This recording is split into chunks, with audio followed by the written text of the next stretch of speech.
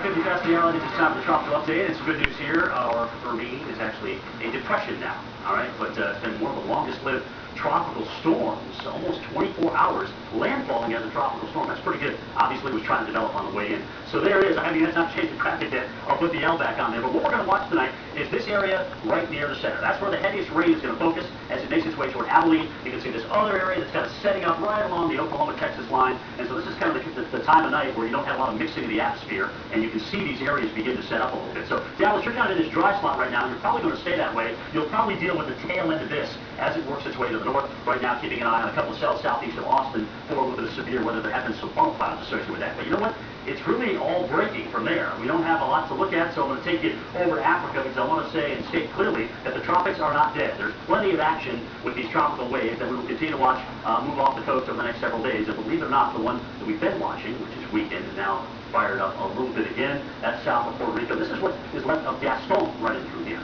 And as you look at the, we didn't have a microwave pass of this, so I can't tell you if there's a nice circulation down there. But the radar doesn't really show us much. We're close enough to the radar to actually see if there's actually some circulation down through here. There's not. There's a flash flood advisory out for Puerto Rico.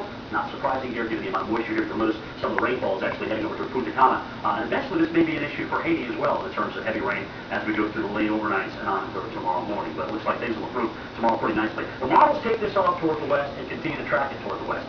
And it's kind of interesting because I was looking at some of these with Stu Oster earlier on today, and I couldn't tell if it was actually Gaston or something else behind that, but it seems to want to get a little refire here in the Western Caribbean.